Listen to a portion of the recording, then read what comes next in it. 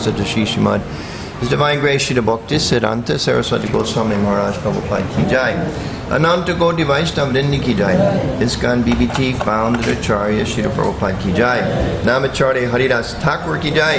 Premji Gaur Shri Krishna Chaitanya Prabhu Nityananda Shri Advaita Gadadhara Shri Vasadi Gaur Bhaktivinoda Ki Jai. Shri Shri Radha Krishna Gopa Gopinath Shai Mukunda Radha Kundi Giri Govardhan Ki Jai. Vrindavan Dham Ki Jai. Mayapur Navadvip Dham Ki Jai, Ganga Maya Ki Jai, Jamuna Maya Ki Jai, Tulsi Devi Ki Jai, Bhakti Devi Ki Jai, Harinam Sankirtan Yoga Ki Jai, Brihat Vinamya Ki Jai, Chapati Dham Ki Jai, Vaishnav Sangha Ki Jai, Gaura Premanandi Hari Hari Bo. All glories to the assembled devotees, all glories to the assembled devotees, all glories to the assembled devotees, all glories, Shri Shri Guru and Grananda Shri Prabhupada Ki Jai.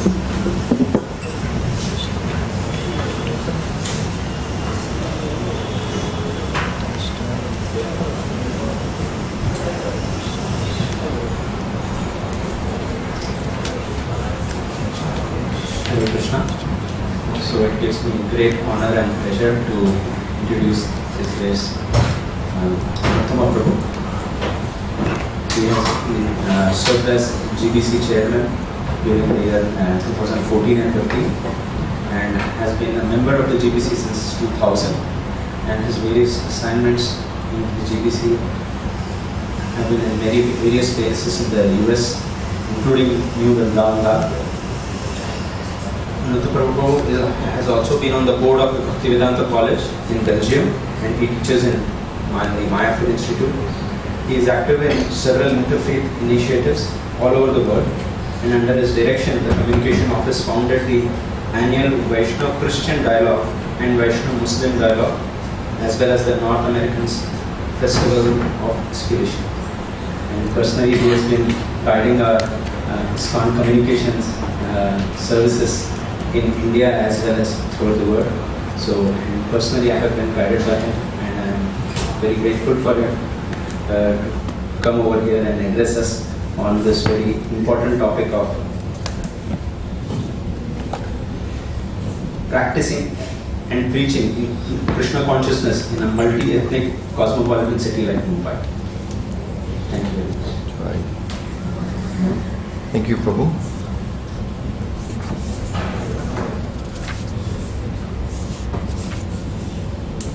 Like to welcome him by loudly chanting 3 times.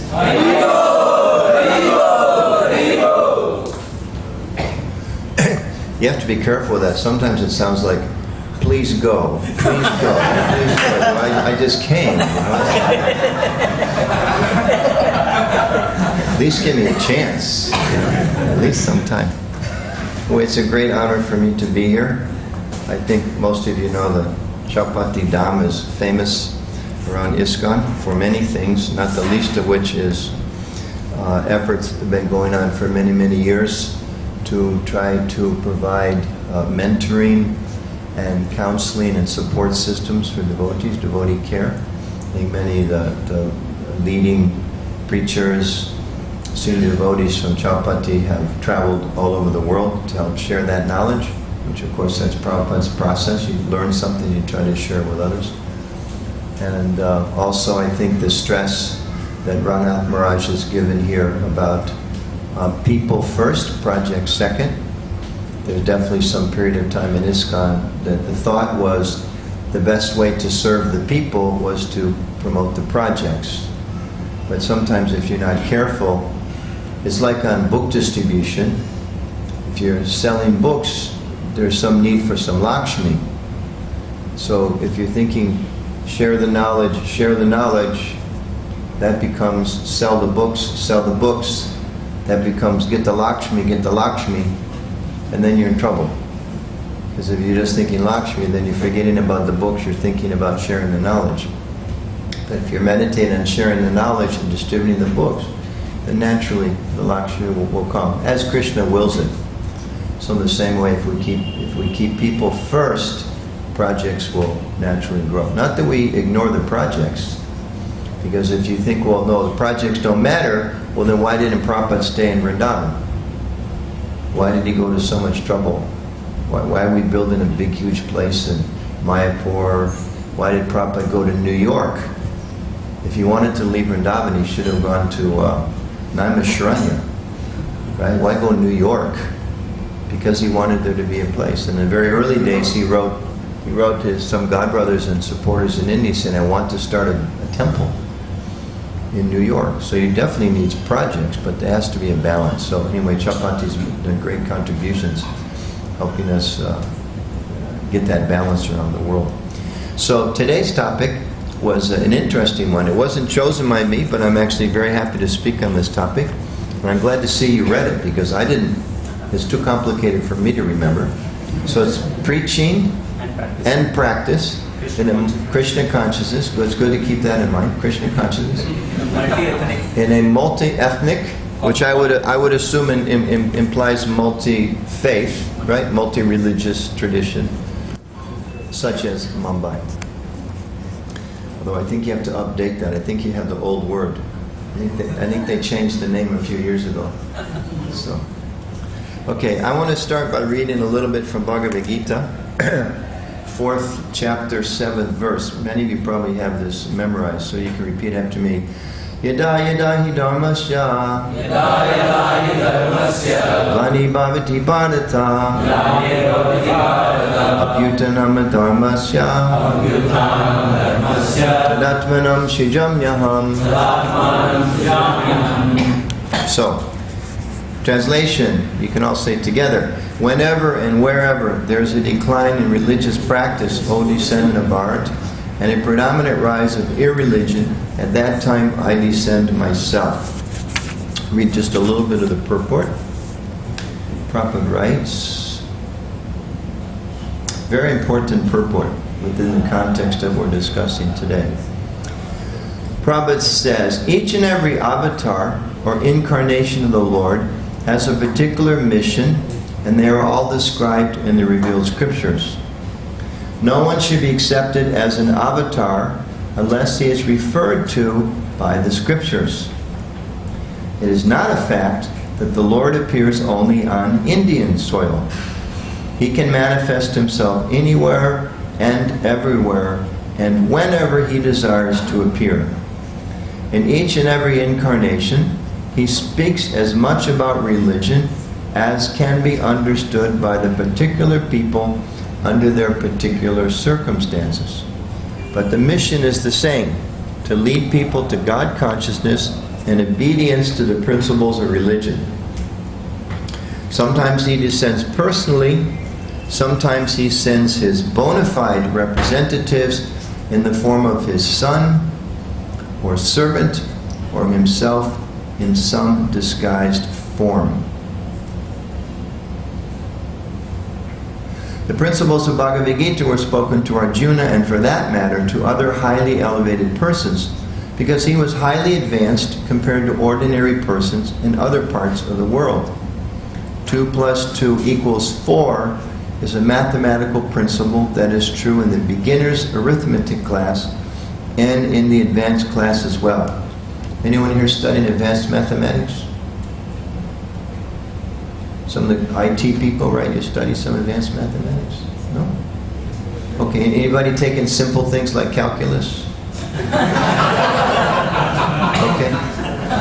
So in calculus, 2 + 2 = 4, yes or no? Yes. Same, huh? And for a 6-year-old girl, 2 + 2 = 4? Yes. Okay, so Prabhupada says, 2 + 2 = 4 is a mathematical principle that is true in the beginner's arithmetic class and in the advanced class as well. Still, there are higher and lower mathematics. In all incarnations of the Lord, therefore, the same principles are taught, but they appear to be higher and lower in varied circumstances. What verse is that? 4:7. Yeah, it's a good one to refer to in this context today. Okay.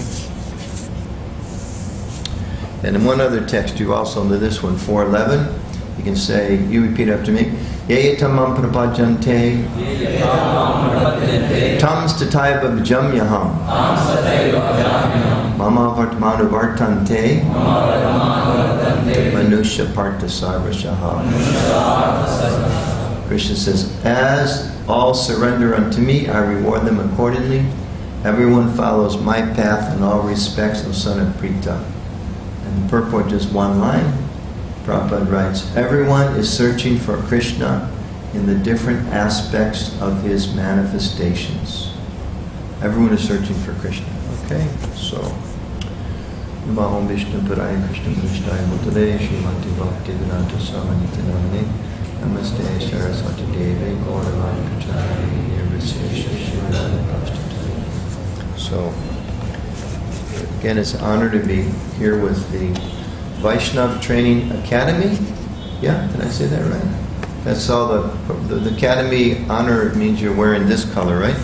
And then the brahmacharis are wearing something a little closer to this color. I tried to dress so no one would feel left out.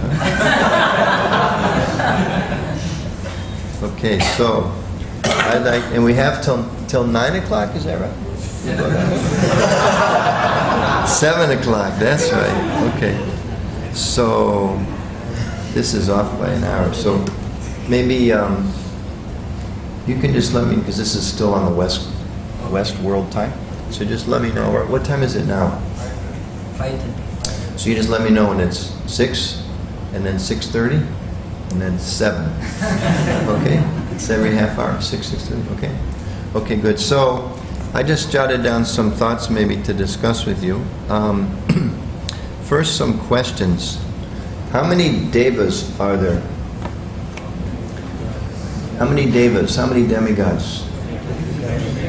33 million, right? Anybody counted those? No, but we learned from the Shastra, right? There's 33 million demigods.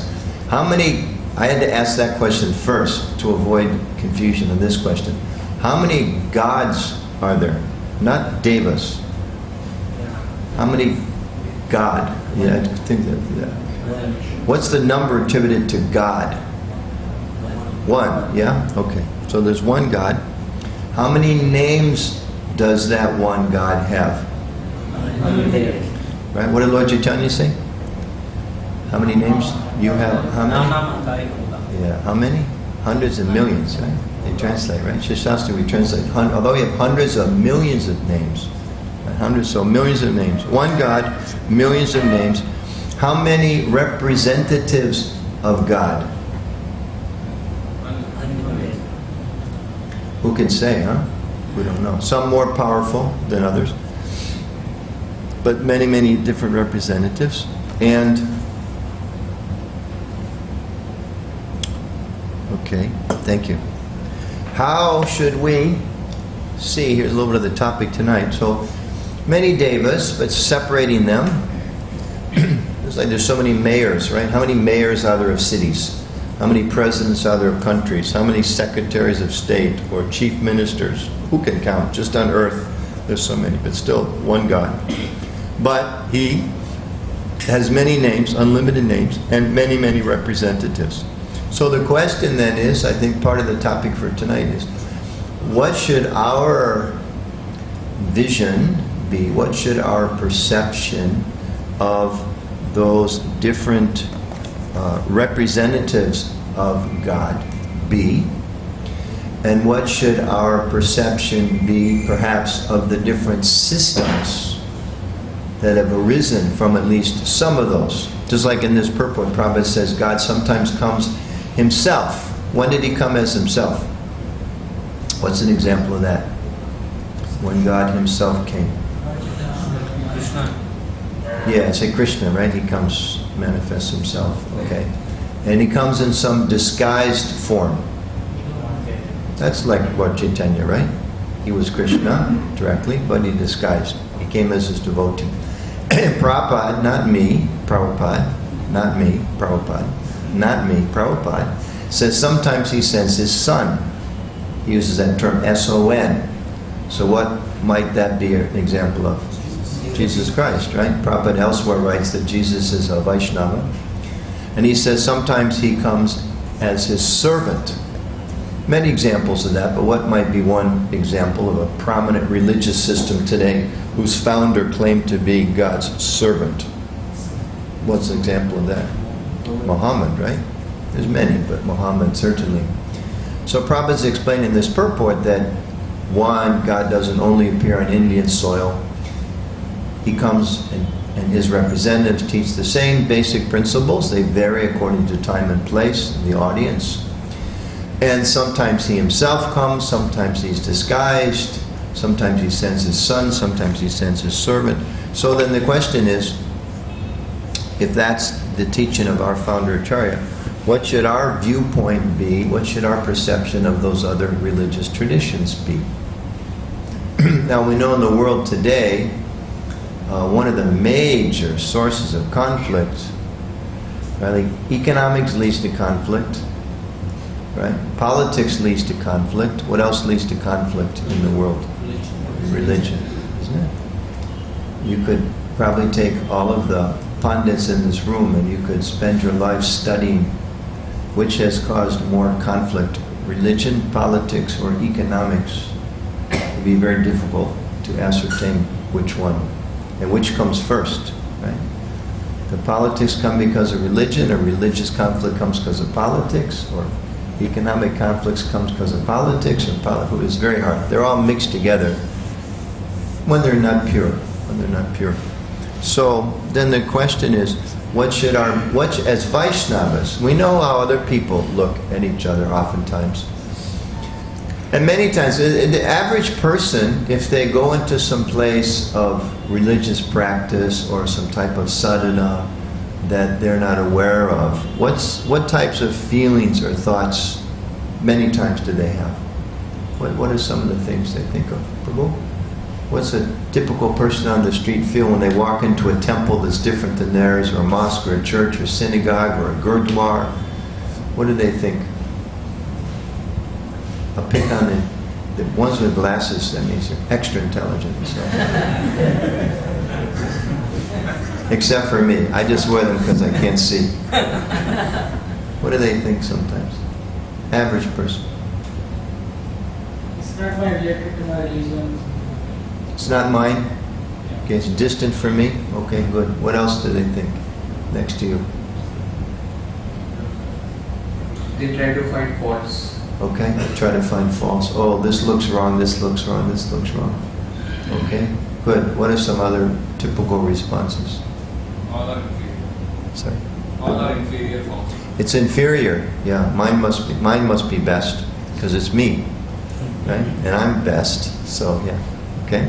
When we enter a church or a mosque, we try to figure out what the deity is, or what the deities is. Mhm. Why they are worshipping that particular Mhm. god, Mhm. that is. Okay, good. Okay, good. Sometimes a more intelligent person or thoughtful person will think, well, who is it they're worshiping here? Why are they worshiping like that? Okay, good. So sometimes they inquire more. Sometimes they think it's less. Sometimes they think it's different than me. What else? How are they gathering so much crowd? We are not able to. How are they able to gather so much crowds and we are not Okay. Why are so many people coming here? Especially since we're better. Right? Okay. Little competition there. Okay. What else sometimes they think? They ever feel fear? Isn't it? Sometimes they feel a little fear? Or sometimes threatened? Oh, they're growing too much. This is not a good thing. Too many of, they quote, those people, right? Whatever it is. Too many of those people. So many times, people see something, a tradition different than theirs. They think like that. Okay, it's different. It has nothing to do with me. You know, don't look. Don't go inside. It's inferior. Or different things like that. Fear, threats. So here's a quote. Some of you may know this reference. There's a different perspective written by a very thoughtful person who said, when we have the occasion to be present at the place of worship of other religionists at the time of their worship, we should stay there. Don't go away. It's not mine. We should stay there in a respectful mood, contemplating thus. Here is being worshipped my adorable highest entity, God, in a different form than that of mine. Due to my practice of a different kind, I cannot thoroughly comprehend this system of theirs. But seeing it, I am feeling a greater attachment for my own system. By seeing this system, I feel a greater attachment for my own system. I bow down with prostration before his emblem as I see here. And I offer my prayer to my Lord, who has adopted this different emblem, that he may increase my love towards him. Very different perspective.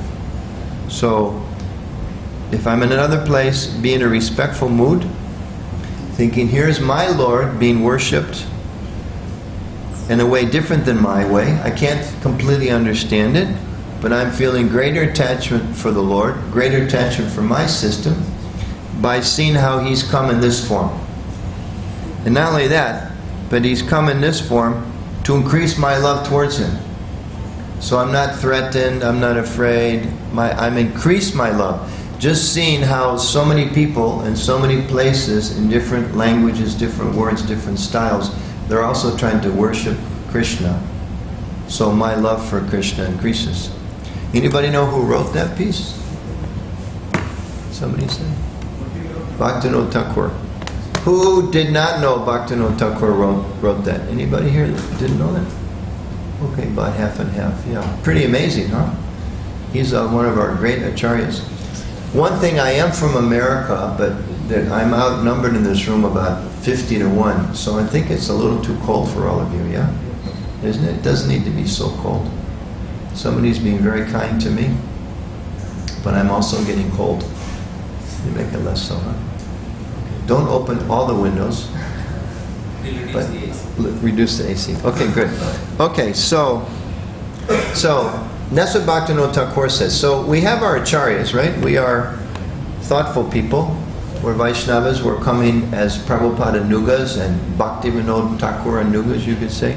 So we look to our acharyas to give us some insight on this question. How do we preach? How do we practice? How do we live in a multi-ethnic world? So this quote from Bhaktivinoda Thakur is a very important one, because he says there, first of all, as a premise, we should see Krishna is coming. Just ask another question. How many manifestations of Paramatma are there on the earth planet? Anybody know? How many manifestations of Paramatma on earth? Unlimited, isn't it? How many manifestations in human hearts? 6.7. It's only one, but how many people are on the planet?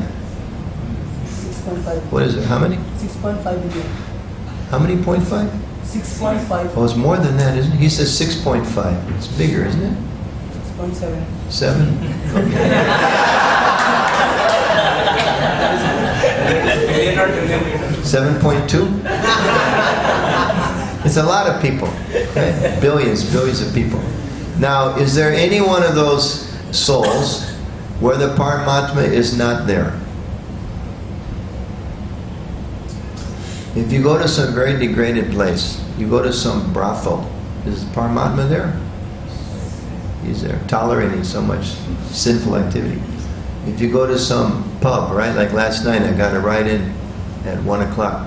So, like every city in the world, there's young men going home, riding their bicycles like this down the street, trying not to crash in their drunken state. So, is the Paramatma there?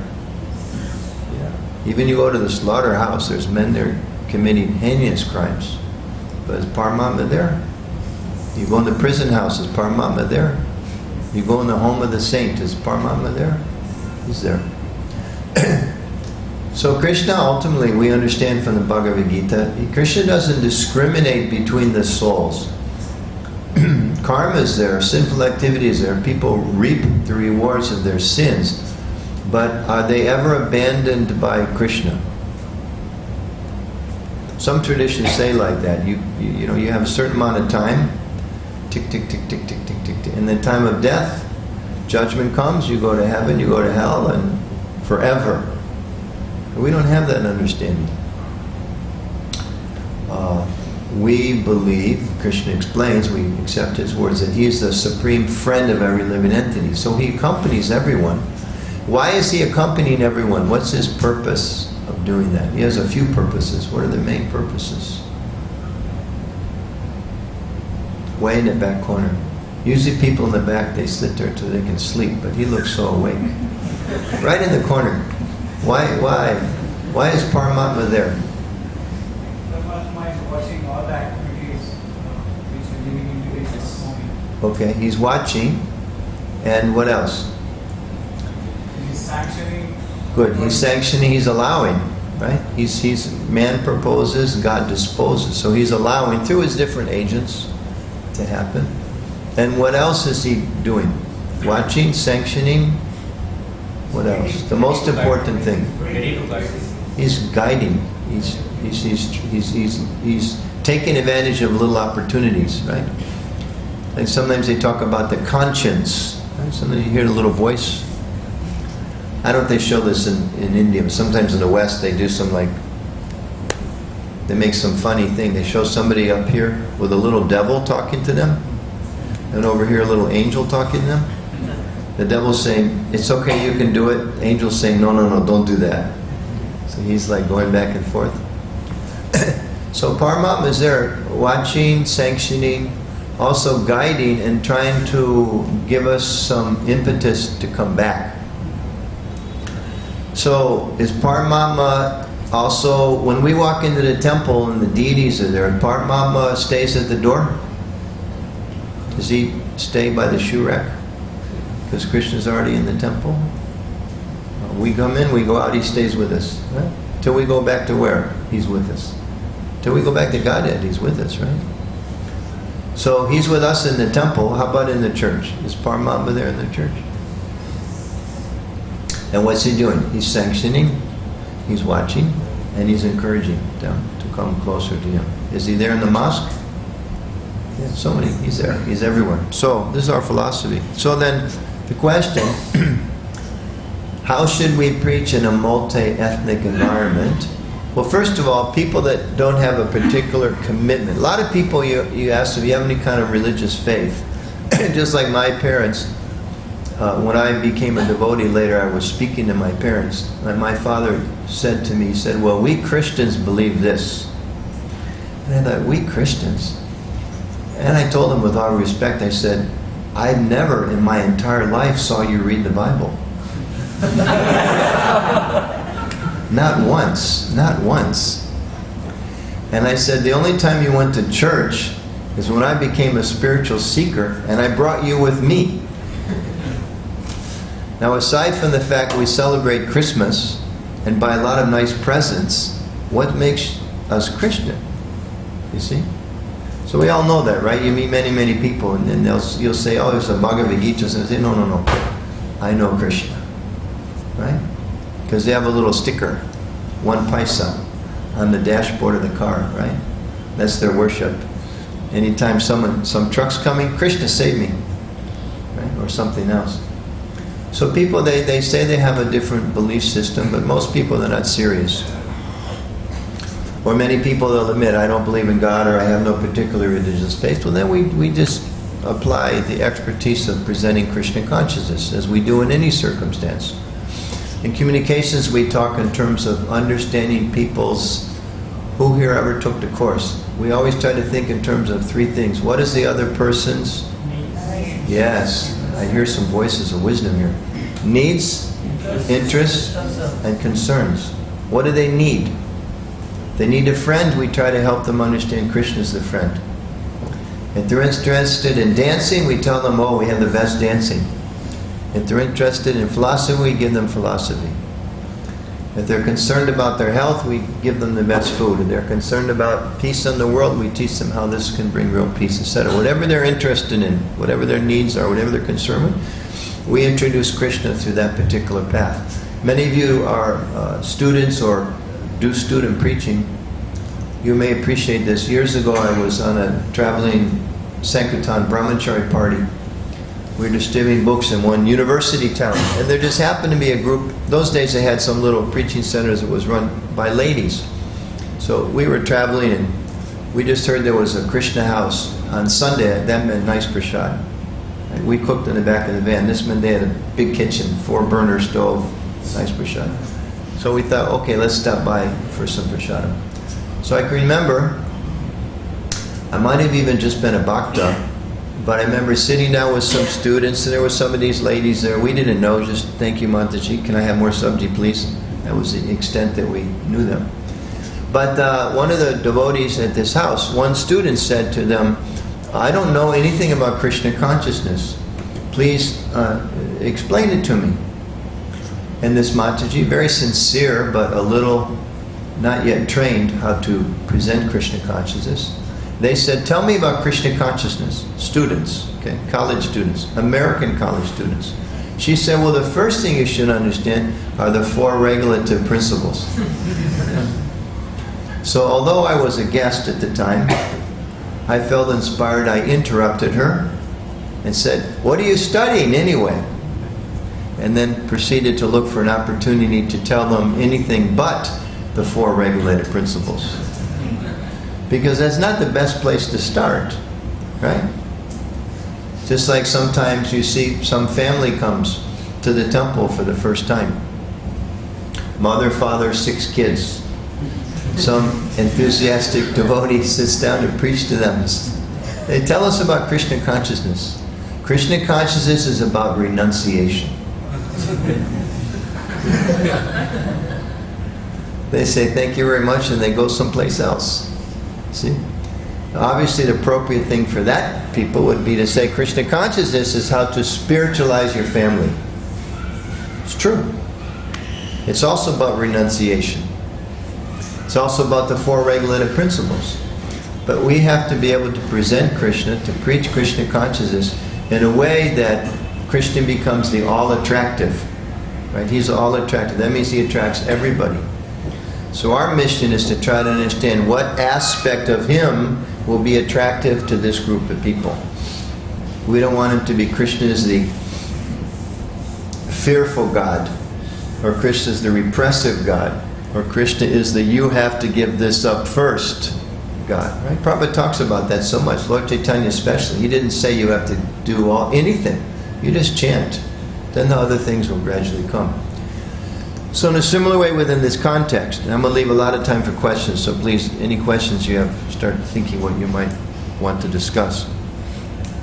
Same thing when we're talking to people with a little bit of spiritual interest, but not very committed, or no commitment at all to any kind of spiritual practice.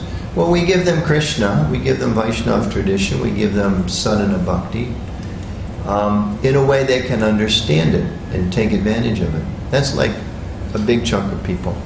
Then, more related to today's topic, how do we interact with people that already have another religious commitment?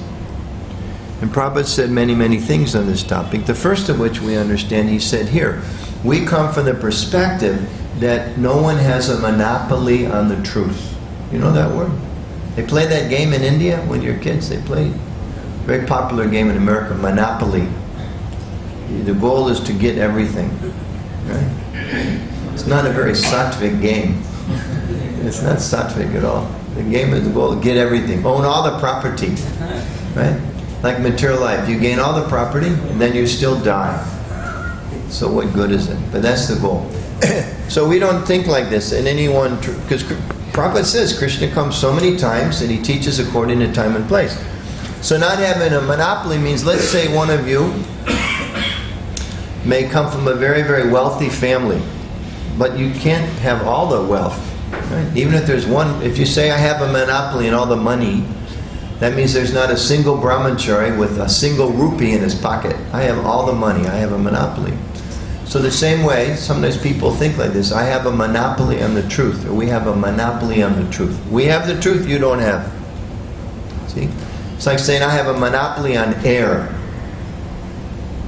I have enough air, but I don't have a monopoly on it. I don't control it all. So the same way, Vaishnava philosophy does not teach we have the whole truth, no one else knows anything. That's not our philosophy. Our philosophy is that Paramatma is in everyone's heart.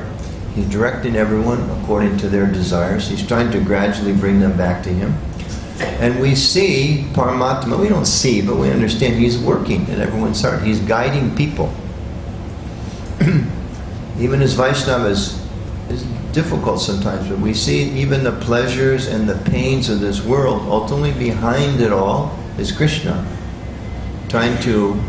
He's fulfilling the desires of the living entities, at the same time trying to awaken them to come back to Him. So when we see other spiritual practices, if someone's committed to that practice, Prabhupada said we should encourage them to be more dedicated. Isn't it? Just like if you're so many brahmacharis here, and many of you, even though wearing white, I don't know if you consider yourselves brahmacharis, maybe someday you put on saffron.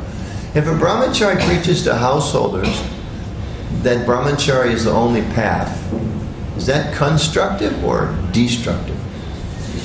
It's destructive, at least distracting, or at least it's disturbing. See? Because brahmachari, one who's in a renounced order of life, should be renounced enough to encourage everyone in whatever path is helping them move towards Krishna. If a Grahasta, Vaishnava, discourages brahmacharis, saying that actually you'll never experience fulfillment in life unless you become a Grahasta, that's also foolish and destructive, immature at least. A Vaishnava, whatever ashram, should encourage other people to make progress in the ashram and the path that's appropriate for them. If someone's not clear what they should do, then we try to give them some guidance, to try to assist them in thinking things more clearly, asking the right questions, maybe sharing some of our own experiences, some thoughts from Shastra, to help them understand how they can do better themselves. But never from a narrow-minded perspective. So in the same way, when we meet people from other religious traditions, our philosophy teaches us, Bhaktivinoda Thakur teaches us, Krishna teaches us, Prabhupada teaches us. We have to see Krishna is there, Krishna is working through this other system to help them make spiritual progress. And therefore our mood should be, as Lord Chaitanya taught, first and foremost respect. Not fear, not separation, not measuring. Are they higher, are they lower? But just a mood of respect. When Lord Chaitanya sat with Sarvabhauma Bhattacharya, did he accept his philosophical conclusions? No. Did he interrupt him? Did he yell him down? Did he speak louder? Did he go away out of disgust because he didn't believe what he was hearing? No, what did he do? He sat very patiently for how many days? 7 days. Not that we have to do that exactly, but the mood, right? We can learn from the mood. He sat and listened respectfully for 7 days. And then in the appropriate time, when Sarvabhauma Bhattacharya said, "You're not asking any questions, what's wrong? What are you thinking?" He said, "I'm thinking what you're saying is nonsense." In a nice way, he said like that. But for 7 days he listened. Okay? So, when Lord Chaitanya met with the Mayavadi sannyasis, did he walk in and present himself like Big Acharya? Did he try to just walk in and interrupt their event and give his own philosophy? No, he dealt with them very carefully, very respectfully according to time and place. So as some general principles, living into an inter-religious or ethnically diverse society, one, we should always be respectful. This is a teaching of our acharyas. Lord Chaitanya said a Vaishnava offers respect even to the ant, right? He's respectful to all. What to speak of a human being. Sometimes I was just hearing recently some devotee told the story. Prabhupada was walking with some disciples in India. Maybe some of you remember this and help me with the details, but they were, maybe it was on Juhu Beach, maybe. And they were walking and they passed by some sannyasis of a different order. And after they went by, Prabhupada put his cane on the ground, very upset. And he said, "Why you did not pay your obeisances? Mayavadi sannyasis, why you did not pay your obeisances? They're sannyasis, they should be offered respect." Doesn't mean we necessarily hear from them, and we don't associate so intimately with them, but respect. Even Mayavadi sannyasis, Prabhupada said, should be there. He writes something similar, I think, in the 5th canto of the Bhagavatam, 4th canto of the Bhagavatam. So, respectful. We also should be humble. You don't have to raise your hand, but have you ever learned something from a devotee who's junior to you? You ever heard a devotee give class who's maybe junior and you learn some nice things? Or do we ever learn things sometimes, some common person on the street, you go out to buy some oranges for the deities and you drop one in the mud and the shopkeeper says, well, that's the way of material life, or something to that effect. Even we can learn from the shopkeeper, right? So, respectful, humble, and always ready to learn wherever we go. If we're speaking with a Christian, we should have the mood, maybe he can tell me something about God. At least I can be inspired by his dedication. If we meet a Muslim person, maybe they can also tell us some new name of God. I don't know all the God's names in Arabic. Anybody here know all the God's names in Arabic? There's a nice story when Prabhupada was in Tehran, and the devotees told him that they were going on Harinam. This is when the Shah of Iran was still there, and before the revolution. And they told Prabhupada they were chanting, sometimes they're chanting Hare Krishna.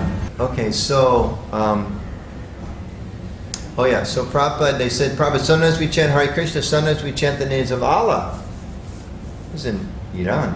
Prabhupada said, oh, that's very nice. But then they said, but chanting Hare Krishna is better, isn't it? And Prabhupada said, they're all the names of God. They said, but isn't chanting Hare Krishna better? Prabhupada said, why are you trying to make me sectarian? So we shouldn't be sectarian, you know. Even in Chaitanya Charitamrita, there were some devotees who were greatly devoted to Lord Ramchandra, and others were pushing Krishna, Krishna. Like, no. Different mood and different. So we have to be respectful like that. So always be respectful, always be humble, always ready to learn. And in general, we should be thinking in terms of our relationships with other religious traditions, what they call like a win-win situation. I'm fine, I'm comfortable. It's good. Are there ways that we can, are there ways, be open looking for other ways we can work together. For example, when I was here a couple of years ago in Mumbai, in this area, I went to, I have a good friend, who's an archbishop, Christian archbishop. That's like, there's the Pope, then there's cardinals, then there's archbishops. So he's a pretty important person in the Catholic Church. And he oversees interfaith for all of South Asia now. So he was giving a sermon at a church just around the corner. There's some historic church. I don't know exactly where it is, but it's walking distance from here. In Girgaon. It's just a few blocks, right? And they have Portuguese. It's very old, one of the Portuguese. Anyway, he was giving the service, so we went. And at the end, he introduced, he said, I have two very nice Hare Krishna Hindu friends who have come. And so the local priest who was in charge of that church, he said, oh, your temple's very close. I didn't know, because I think I went there from Juhu. So I wasn't quite sure where we were. He said, oh, you have a temple very close to here. Your people come here and chant Hare Krishna all the time. It's very nice. So he was appreciating that, ISKCON devotees, Chapati devotees come and they chant. They go around chanting God's names. So he was appreciating that. So the same way, just a week ago, Radhanath Swami and the devotee Gadadhar Pandit and we went and we heard the Pope speak. You may have seen some of the videos. So he said some very good things. We don't agree with everything the Catholic Church says, but he said some very good things. He was encouraging people to have stronger families. That's a good thing. It's part of our social system. He was encouraging people, against abortion, which is popular now in the West, in India and everywhere. He was talking about the need for people to live more simple life. He spoke very strongly about the exploitation of the environment, etc. And, we have some things in common. Our priests are celibate, their priests are celibate, like that. Other things, they don't follow all the principles we do. But some good things are there. So there's opportunity for us to work together with some of these other groups. So our basic viewpoint should be, are there ways we can assist each other? For instance, let's say you're in a country where they pass a law, all religion has to be kept inside, can't be taken outside. And if the Christians and the Jews and the Vaishnavas and the Muslims get together and say, excuse us, Mr. President, we don't accept this, we can work together to support that, right? For example, looking at these win-win situations. I know this is a bit touchy here, but as Vaishnavas, do we accept or reject the principle that people should have the ability to choose their own religious practice, their own sadhana? What's our philosophy in that? Should I, as an individual, do I have the right to choose? Okay, take a poll. Who says yes? As Vaishnavas, our philosophy is you have the right to choose. Okay, who says no, you should not have the right to choose? Okay, some of you aren't sure. Okay. It's an important part of our practice, isn't it? In Bhagavad Gita, Krishna spoke the whole Bhagavad Gita. Karma Yoga, Jnana Yoga, Bhakti Yoga, modes of nature, divisions of faith, everything. The whole thing was there. And then what did he say at the end to Arjuna? What did he say? Dependent on Depend on me. Before that, what did he say at the end? yeah, that's it. He said, now choose. Now you do it, what? Now you do what you like. So it's not just a question of some ordinary person down the street, whether he has to do what I say or you say or the government says. This God, personally, standing with Arjuna, tells him everything, right? The summary of all knowledge. So naturally he should say, you have to do what I say, right? That's not what he said. He said, now you choose. And Prabhupada says, I think in a purport or maybe in a lecture, he says, Krishna is so kind, he was ready to speak the whole Bhagavad Gita from beginning to end if Arjuna needed to hear it again. And of course Arjuna said, no, I accept everything you say, I want to follow your instructions. But Krishna was so kind, and this is the nature of God's relationship with the soul. Okay, you choose. You choose. So as Vaishnavas, I'm just curious, how many of you, I don't think this will embarrass anybody, because my hand goes up first. How many of you were not raised as strict Vaishnavas? Raise your hand if you're not raised as strict. Okay, the majority. Okay. So what if your family or the government or your teacher had said, you cannot, and some of you maybe you were told this, you were told you cannot become a Vaishnava. Is that a good thing? No. It's not a good thing. Right? I came from a very different background, but I had the ability to choose. Now what if someone comes, more difficult question, what if someone comes to our temple, practices for some time, and then says, I want to go away? Should we tie them up? Because now we know we have the highest truth. They've come across it. They must be a victim of Maya. So we have to protect them from their nonsense. We should tie them up, lock them in the brahmachari ashram until they promise to go to Mangalartik again. Should we do that? Is that proper? No. Why?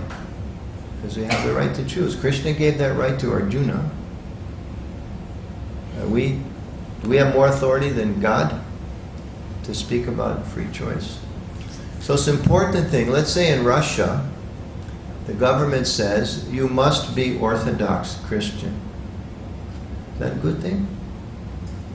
If they enforce that? What happens to all the Vaishnavas there? Or the Jews? Right? Sometimes in the past, Jews were persecuted in Russia. Or America, right? It's a place of religious freedom. What if tomorrow they say everyone has to become Protestant Christian? Is that a good thing? Not a good thing, right? So as Vaishnavas, we understand in a very deep philosophical way, the whole purpose of the universe is based on free will.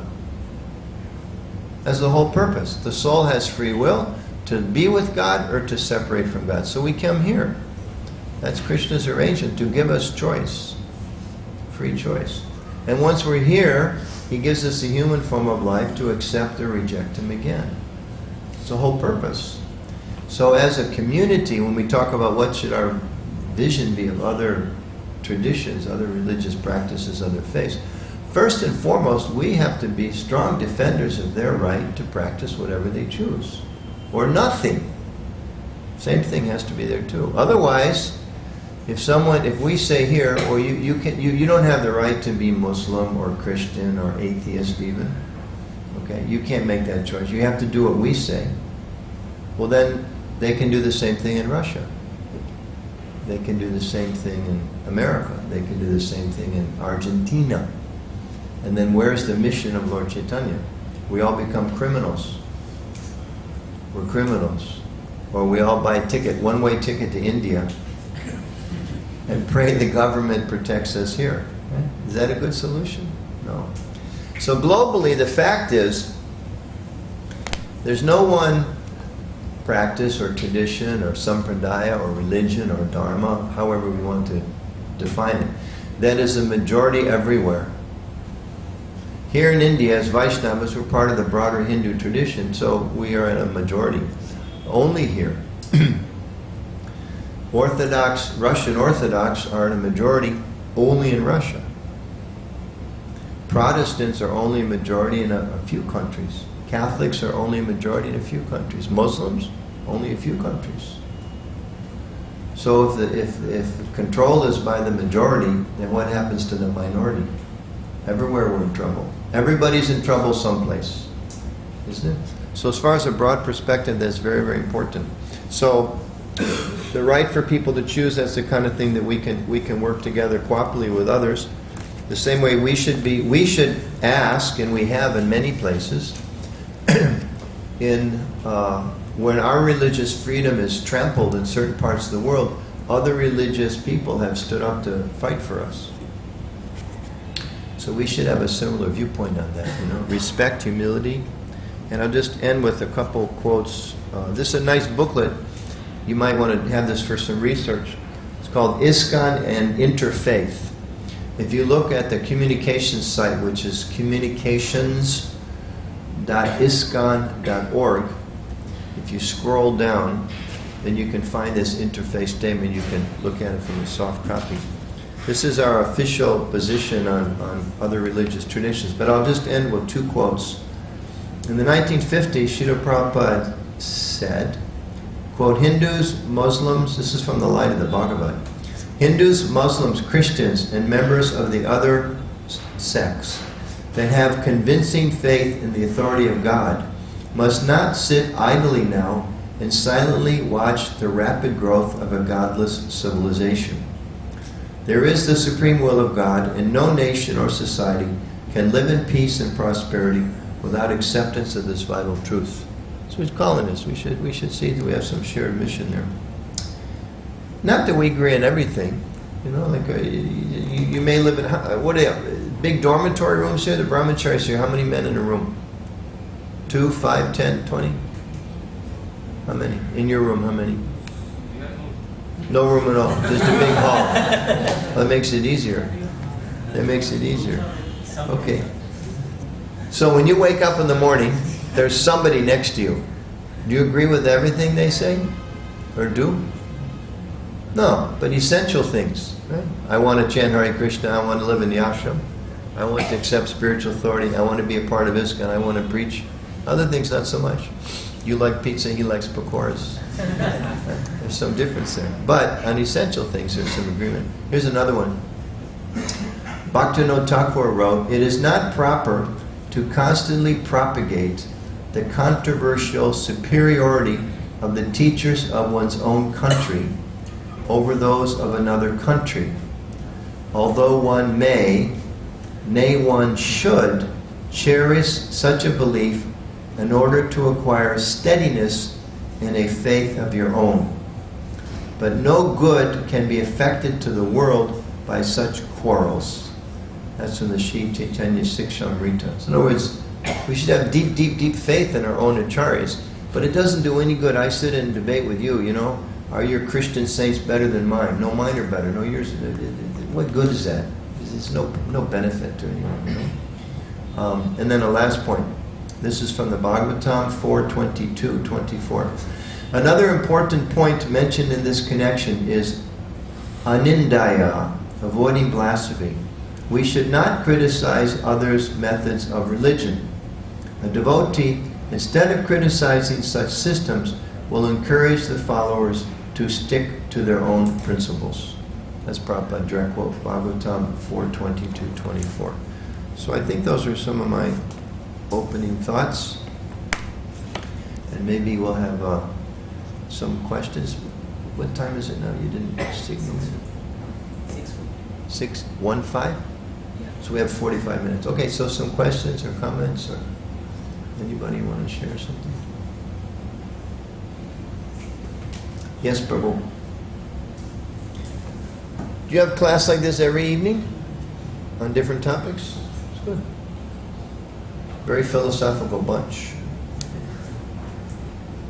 I just want to ask, sometimes we may be very flexible in our approach, but the other party is not resilient, kind of resilient, not flexible. So how do you The other suggest person. we deal in such situation? Yeah, well, usually if they're not flexible, that means they're not flexible. So there's not much point, you know? It's like when you go home, maybe you have one uncle, he wants to sit and ask you everything about Krishna. You have another uncle, he says it's all nonsense, you're wasting your time, you're ruining the family. So which uncle are you going to talk to more? So I think that's the basic thing. You know, generally, some people want to hear, some people don't want to hear. Some people are open, some people are not. So as a general principle, we respect everyone, but those that simply want to debate, there's no purpose in that. Now, if those people happen to be in some kind of powerful position in society, let's say there's a local minister or something, or some politician who's of that opinion, who might use their position to cause us harm, then maybe we need to come up with some strategy to try to build some friendship with them, have some respect, create some respect for us. But otherwise, the average person, there's not much point. There's not much point. I know when I used to distribute books a lot in the West, and sometimes, mostly we meet Christians. And sometimes you meet a very nice Christian. They say I'm a Christian, and you say it's a nice book about love of God from another part of the world. They say, great, I'd like to hear about it. Other people say, no, I only have Jesus, I have the Bible. You say, okay. As we like to say in America, have a nice day. God bless you. Bye. Because there's no point. There's no point. Is that okay? We still wish them well, but wish them a nice day. People, in terms of like the interfaith dialogue and things we're doing, to do that nicely, both have to come from a deep roots in their own tradition and a respect to try to learn from the other. So if you're not deeply rooted, it's very hard to have dialogue. And if you don't come from a point of respect for the other, you can't have dialogue. And sometimes, frankly, those people that are more narrow-minded, not always, but sometimes, because they're not very firm in their own conviction. So they just, they push what they think is a little bit of truth they know to kind of protect them from thinking anything else. And that's where the case where often Prabhupada said we shouldn't, be careful not to preach too much to those people, because then they'll lose their faith in their own tradition, and sometimes they become atheists. So you have to be careful of that. You just defeat the person. They quote some biblical verses, you just defeat them. It happens the other way too. I know there's some famous Muslim person here likes to go on TV and defeat everybody. What's the purpose? Is he, I don't know, I've never seen it, but my sense would be, I wonder if his goal is to glorify God or to glorify himself. I don't know, but it seems if he was really interested in glorifying God, he'd be more interested in encouraging people to follow their own faith. And if they don't have one, okay, become a Muslim. Here's why we believe it's true. But just defeating other people, that's not what Krishna, that's not the purpose of it. We should encourage people to go forward on their spiritual path. From a Vaishnava perspective, that's what our principles are. And most people don't have one, therefore, hey, join us. It's not like when we speak like this, there's nobody to preach to. The majority of the world is not very fixed in any kind of spiritual path. Okay, other questions? Yes, Bill.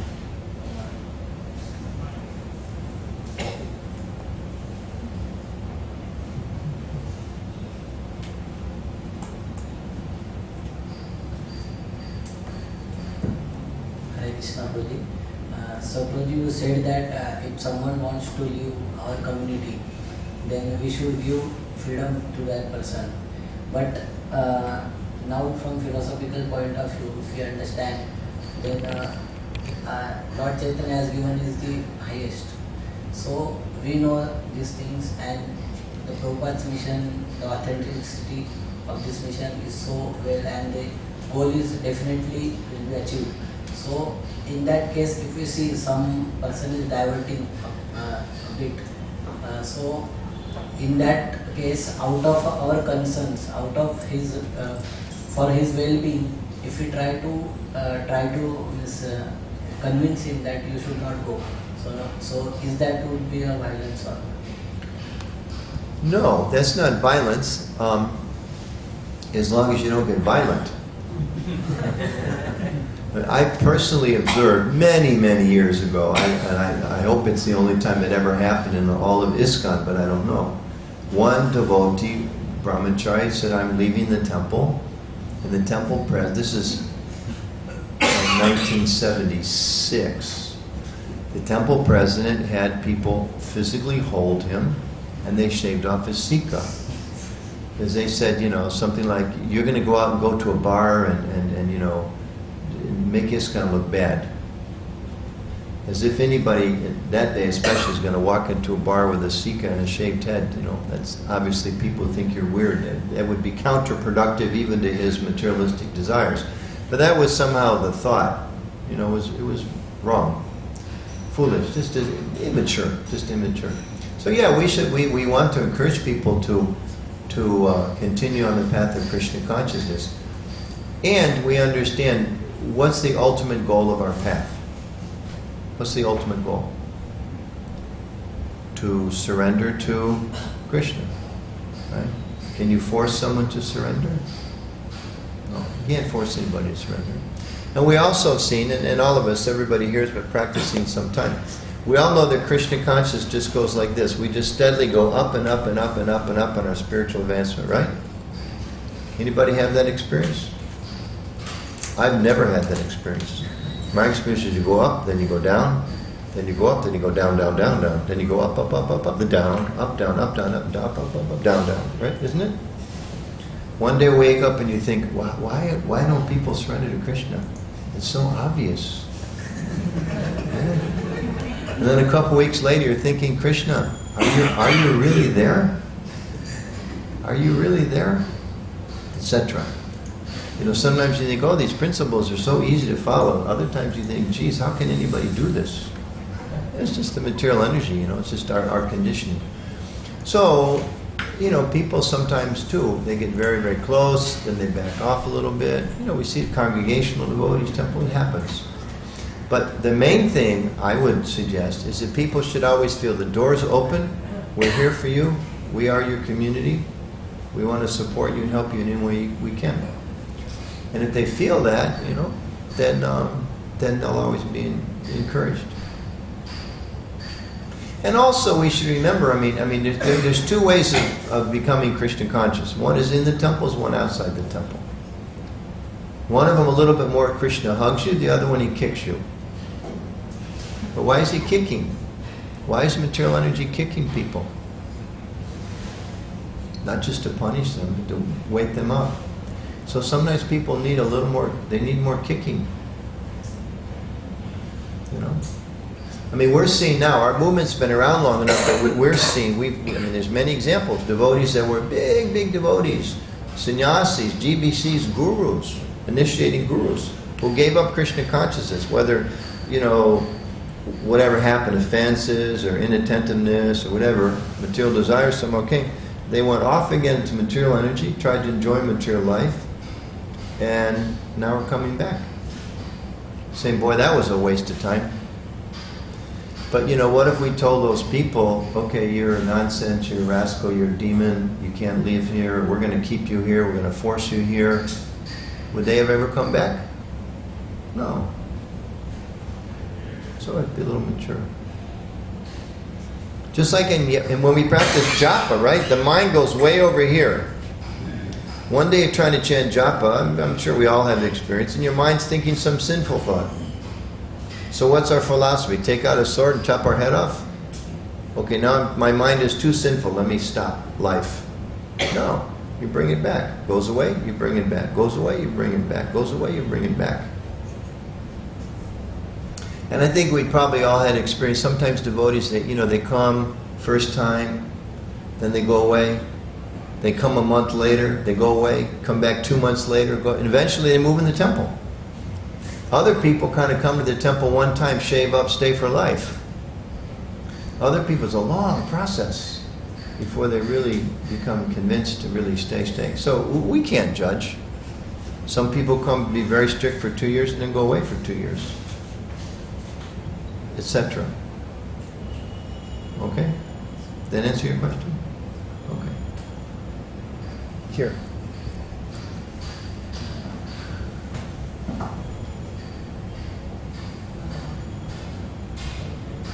What is the balance between negotiation and aggression? The balance between negotiation and aggression? When we are dealing with interfaith things, we see in some I would areas say are that aggressive. the balance, if you're looking for where's the balance point between aggression and negotiation, I would say the balance point is friendship. That's the point we should try to see. We should try to be friends with everyone. Again, the family example. You got one uncle who's really spiritually inclined, loves what you're doing. You've got another uncle that's nonsense, goes to the... I'm sure there's a few families here, goes to the bar, does some other nonsense stuff. He's still your uncle. You still try to be friends with him. And one day he may become, take up Krishna consciousness too. At the very least, sneak a little prasadam. So friendship. Try to be friendly to everybody. And at the same time, friends mean you may have some friends from college or at work, right? Many of you have jobs. So one friend, he's your friend at work and he invites you to go to the, he comes with you to the temple. Another friend, he's a friend at work, he invites you to go to the bar. You're still his friend. They use that word here, right? Bar? What do they call it here? I know they're very popular in Mumbai, right? To the club? What do they say? Bar, club? Bar. He invites you to go to the bar. No, thank you. You're still his friend, but you don't do nonsense. So I think in the same way, our mood should be friendly. Try to introduce Krishna consciousness. Wherever you see some little spark of spiritual life, you fan it. Wherever there's some goodness, you try to fan the spark.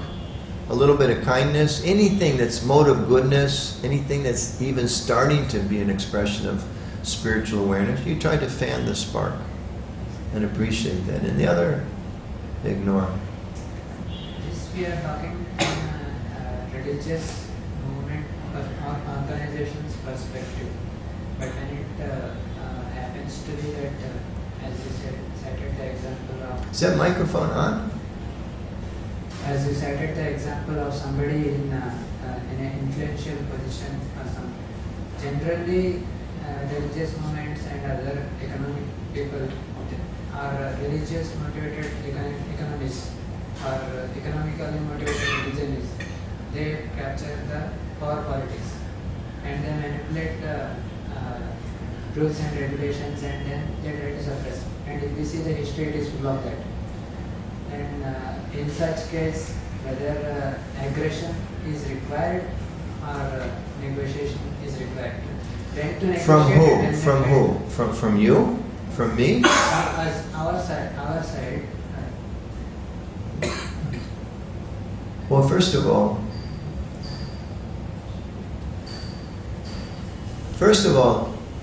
Krishna says in the Gita, 4 kinds of people approach him, right? And those are all good, right?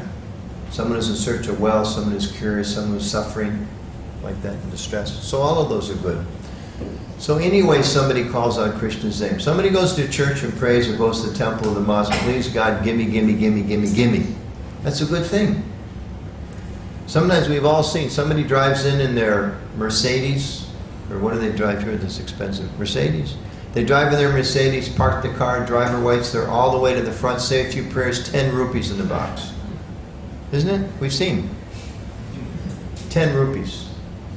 Okay, so in my mind, I'm thinking 10 rupees, you cheap bum. You low-class, materialistic person, you economically driven, so-called religious fake. Right? Is that what Krishna's thinking? Oh, Krishna's thinking, here's my devotee, he's been lost for so long, now he's giving me 10 rupees. His 10 rupees compared to his millions of rupees, we see as insignificant. We stand, you and me, we stand in front of the altar, dear Krishna, please engage me in your service. We think, oh, I'm so advanced. Krishna's so pleased with me. But I'm sitting here with a heart full of all kinds of contamination. One minute I'm thinking, Krishna, please serve me. The next minute I'm thinking, Krishna, give me, give me, give me, give me. So does he disregard me? No, he sees the good. That's the nature of God. He sees the good. So we have to try to be as kind as he is. So again, try to fan the spark. Again, in our position as devotees and as preachers, our goal is to try to help people become Krishna conscious.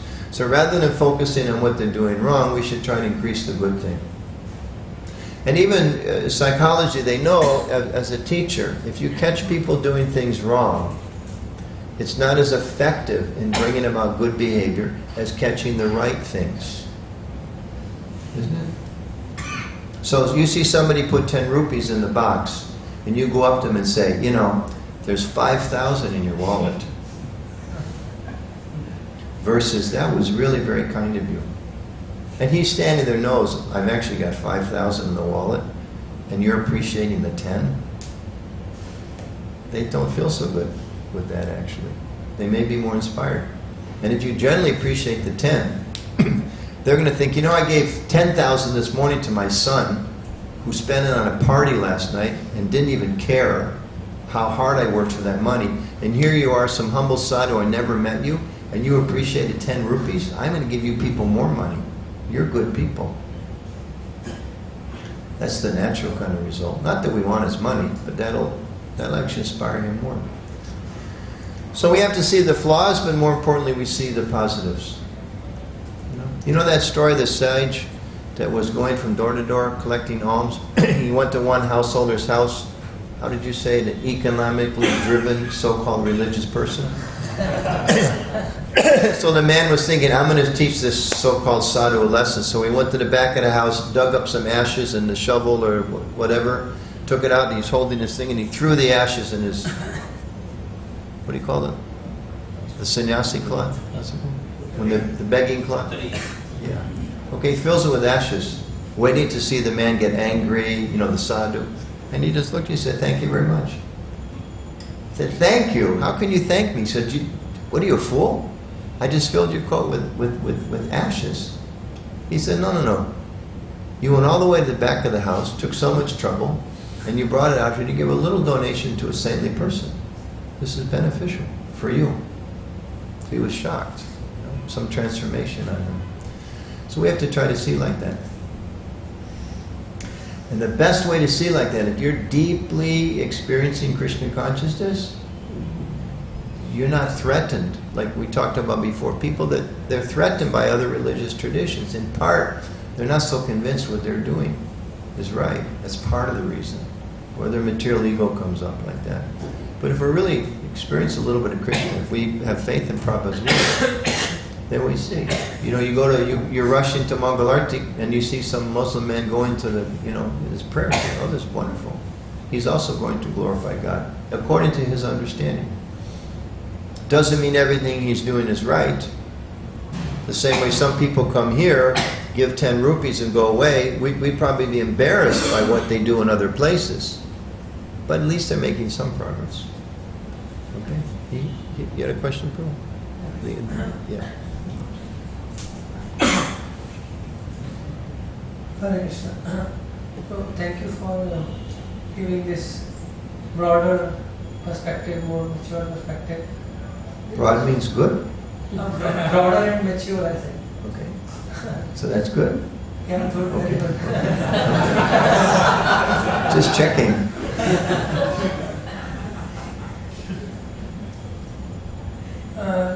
There is a question. There is a talk nowadays. Let me ask you a question, just first. Raise your hand if you consider yourself a preacher. Don't be overly humble. I mean, do we want to try to spread the word? You're being too humble. All of us would say we want to spread Krishna's word. So who's the audience for us? Preacher, another word they use, English word they use, minister. You want to minister. It means nurture, help. Right? So we only supposed to minister and nurture the people that say, I'm a Gaudiya Vaishnava member of ISKCON at the Champati temple? Or should we also feel some need to assist devotees even if they live in Juhu? See, can we broaden our hearts that far? You see? Or what if they, etc.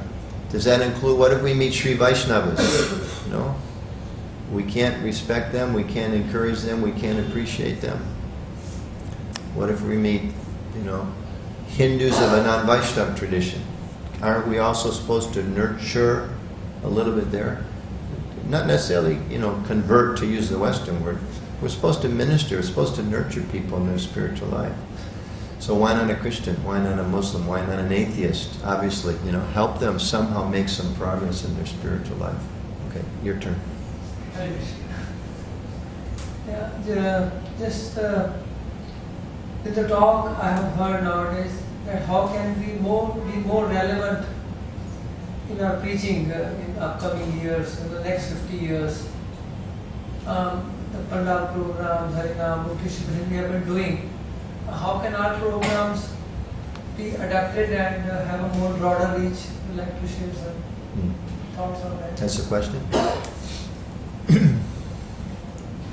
I think our programs are relevant, but maybe we need to be a little more conscious about opening the door.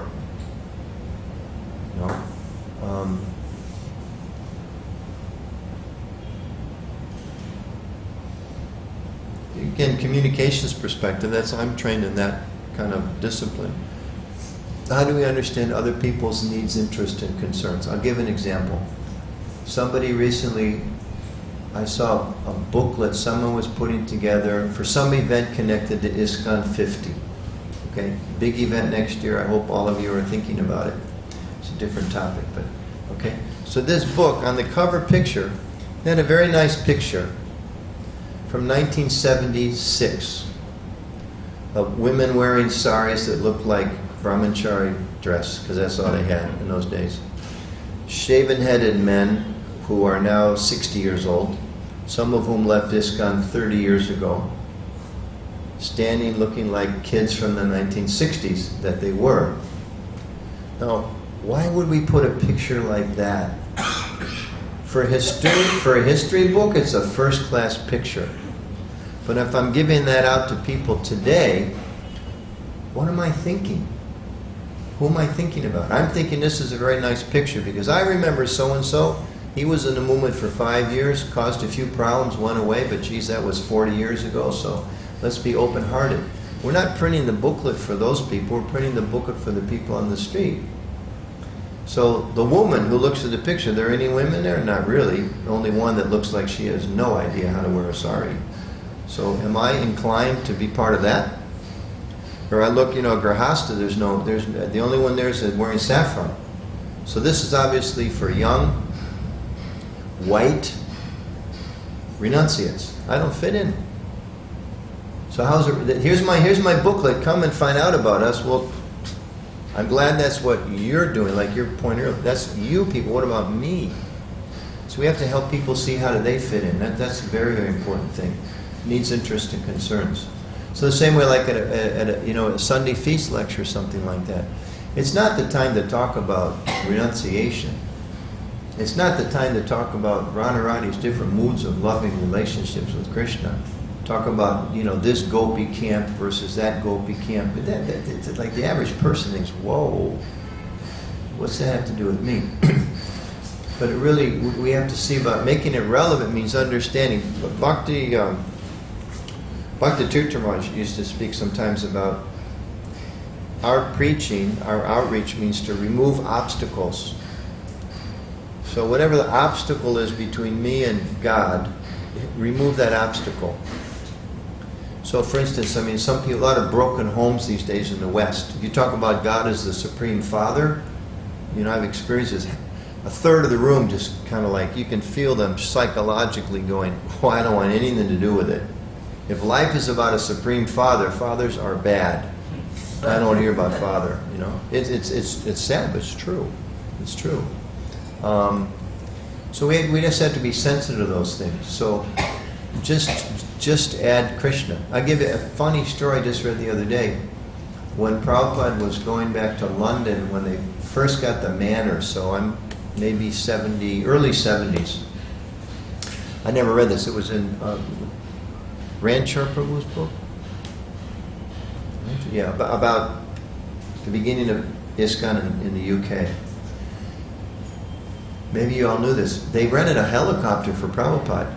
You ever heard that before? Prabhupada flew in a helicopter from, I think, the airport to Bhaktivinoda Manor. And the thing they didn't plan on was the weather. It was terrible weather. Wind blowing and this and that, and it was not a very nice flight. But Prabhupada just tolerated it, and he accepted it. And then when he got off the helicopter, he said, I think we will not travel this way again. But why did he do it? He had one disciple, Shama Sundar. All of you, he's come in here a few times. He's a very important historical person, great devotee in our movement, who did a lot of amazing things in Russia. He met George Harrison, phenomenal things. He, big person, the whole original Mumbai Pandal. He put the balloons and all that stuff. Things way out of the box to attract people. So this one time he said, take a helicopter to show. We thought it was a great idea. And Prabhupada accepted it because this is his enthusiasm to serve his spiritual master. And later he said, okay, let's not do that again. It wasn't such a good idea. But he was that open to try something different in order to encourage his disciples. So we have very strict principles which we don't change. Our own personal sadhana, our philosophy, our commitment to Krishna, that can't change. It has to be deeply rooted. And within that, some flexibility has to be there to help encourage people to come to Krishna consciousness, especially the way we present it. So that's the main thing, I think, being relevant, and to understand where are people at today and how do we bring them one step closer. You think of the amazing things that Prabhupada had to put up with when he went to the West. I mean, he walked into a completely degraded culture, and he just embraced the whole thing. He just, he stood in line with hippies waiting for the shower. He performed a wedding, and everybody left, and he stayed to clean up. He was 71 years old, and cooked everything himself to start with, and then did the whole thing. And then they all left. They didn't think about it. Good night, Swamiji. Left him to clean up the mess. Did he complain? Did he chastise? Did he tell him you're useless? Did he say, if you were real disciples, if you were real, you know what they do in India? You know what an offense this is? You people are offensive to your guru. He didn't tell him that. Because he was just trying to make it relevant. And he did. And we can see his success all around the world. That funny story, went to Africa and his clothes disappeared. Nobody could figure out what happened. And then at evening program, he's wearing the dhoti, he's wearing the kurta, he's wearing one sock, he's wearing the other sock. I don't know, whatever it was, they were so poor, or the culture was, they're honoring him by wearing his clothes, I don't know, He tolerated it. And not only that, but he told the devotees, don't just preach to the Indians. He was very upset about that. They were only preaching to the Indians. And they said, we don't know, you know the story? He said, we don't know how to get them to come. So Prabhupada said, you go in the black area of town in Africa, you rent a hall, and we'll go there and see what happens. So they went to the hall, only a few people there. Prabhupada started kirtan. He told them, open the doors. They said, what do you mean, Prabhupada? Open the doors. So they opened the doors, people walking by, they heard the music. African people, they like music, dance and all that, very musically inclined generally. And then within a few minutes, the place was flooded with local people. But they couldn't figure out how to do it. So Prabhupada didn't see how to make it relevant to them. We read, we have to be careful. You can't take these out of context. But there's a famous concert at the Avalon Ballroom. You remember that one? San Francisco. Prabhupada came from New York to San Francisco, and they arranged a big concert with rock and roll concert. And these turned out to be later, these are some of the biggest names in bands ever. The Grateful Dead, Janis Joplin was there, big people. Those days weren't so well known. And who chanted, when Prabhupada chanted Hare Krishna, when they chanted Hare Krishna, who led the kirtan? Anybody know? Allen Ginsberg. I don't know if Allen Ginsberg followed one principle. Here's Prabhupada, the pure devotee, Shaktivesh avatar, founder Charya of our movement, meant to become glorious and fame all over the world for thousands of years. The potency of his chanting, how much potency would there be in his leading the chanting? But yet he had Allen Ginsberg lead a kirtan. Why? Because nobody in that room really knew him, but they knew him. And if he chants, it's cool. It's hip and it's okay to do. So otherwise, why would he have Allen chant? Imagine that, Prabhupada's there. They're already in the room. It's not like you're trying to get him to buy a ticket. They're already there, and still he had Allen Ginsberg chant. Now later on, he kind of disassociated a little bit because, you know, his reputation was not so good, but he appreciated his chanting and engaged in that way. So that's an idea, I think, of being relevant. And then the final conclusion of that story is Prabhupada was walking out of the Avalon Ballroom. Anybody know what he said?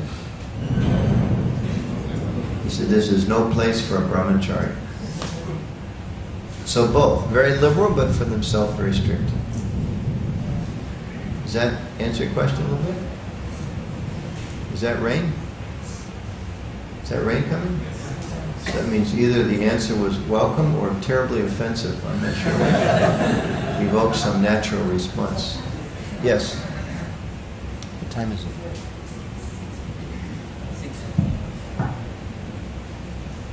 Okay. We have about 15 more minutes? Yes, I Prabhu. just recently came across a married person. He is practicing since last 4 or 5 years, and very like regular person. So his concern was like his wife is not at all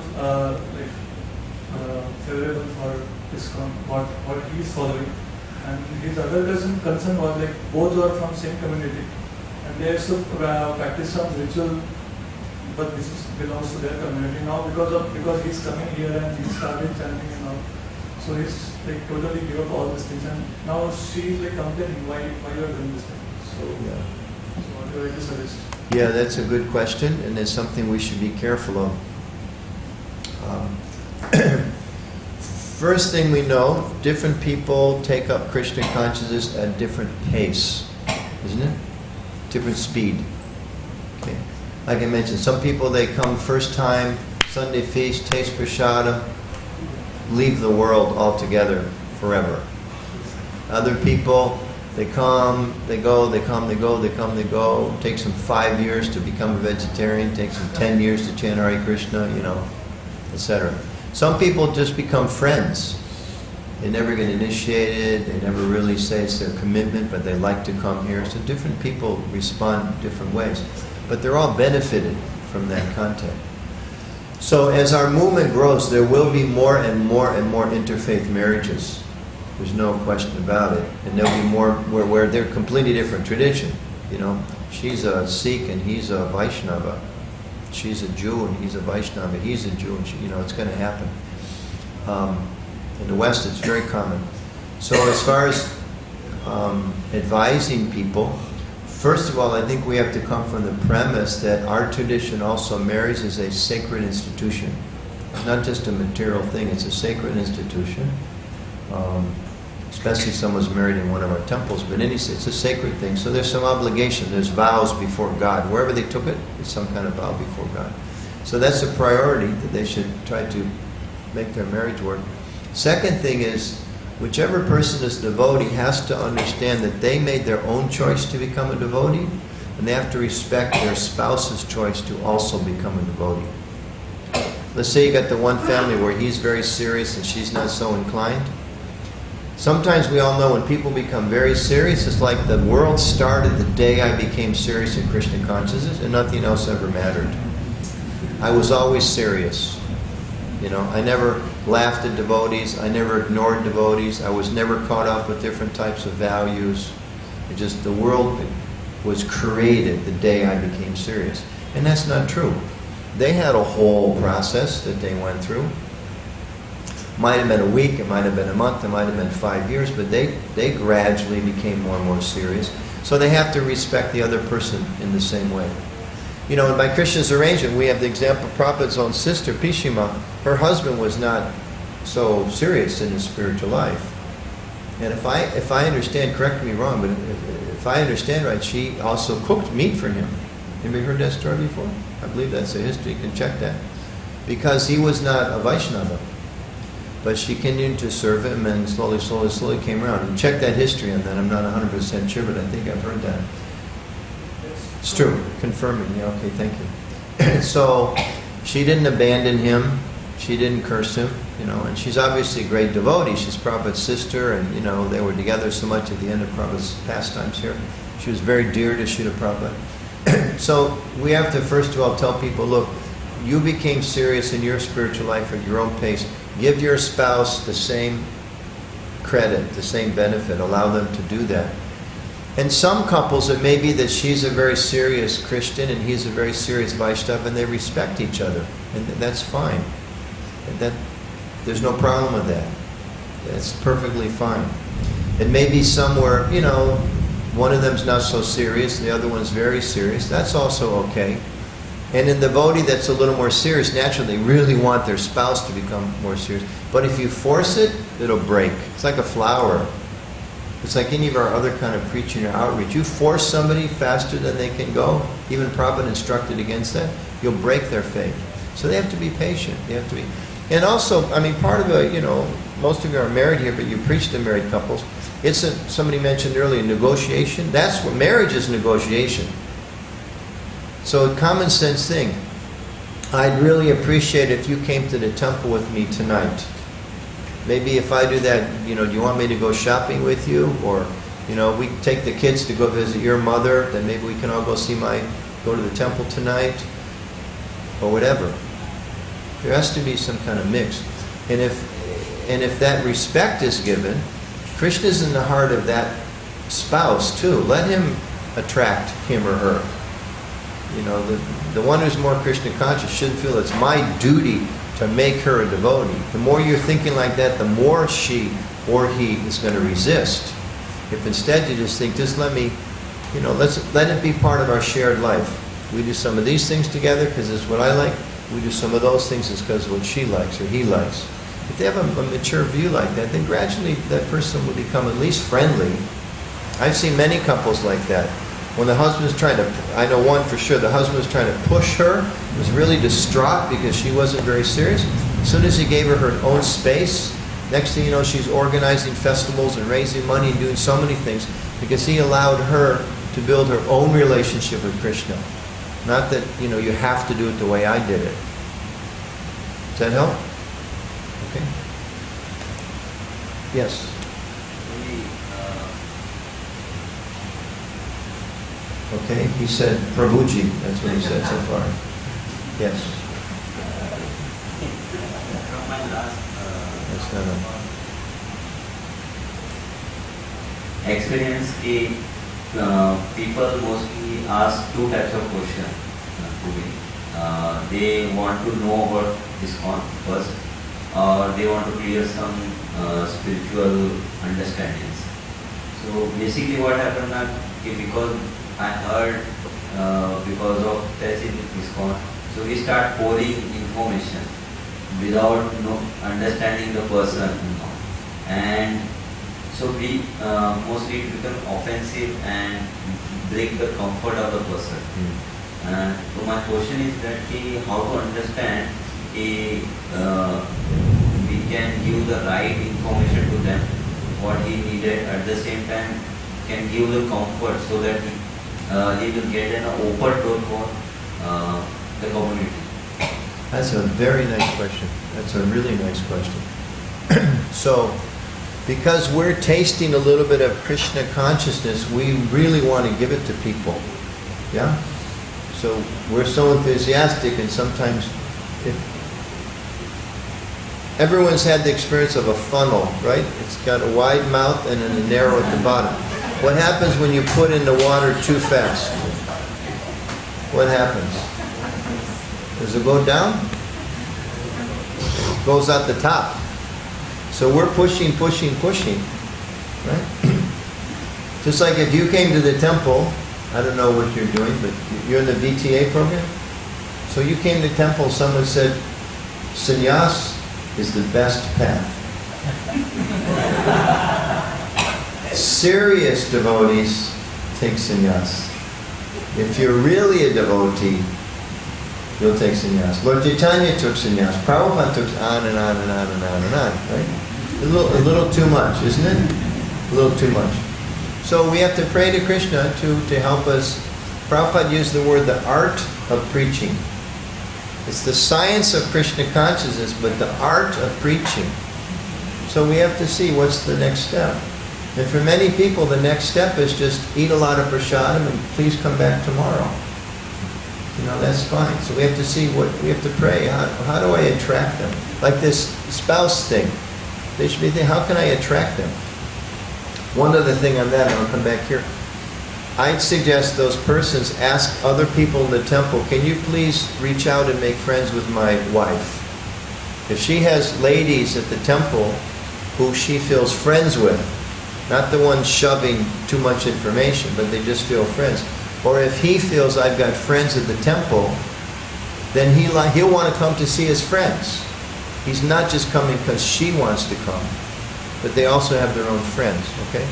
So how do we have to be a little sensitive to what, and just observe it. And again, try to think about, who am I preaching for? Am I preaching in a mood of serving this person? In a humble mood of how can I help Krishna in his plan to bring them closer? Or am I preaching because I feel good showing my superior intellect and information and religious commitment? I'm going to prove to you that Christianity is wrong so I can be reconvinced what a great soul I am and how I'm better than you. Or sometimes it may just be because we're not so mature. It's like you have something good, it's like like a new mother, wants to, loves the baby, so feeds the baby 16 bananas out of love and then it dies. It wasn't so good. It's a information overload, banana overload, bhakti overload. It's the same thing, So Prabhupada even said, there's quotes from Prabhupada, he said, don't try to have people move in the temples prematurely. He said, because they'll go away.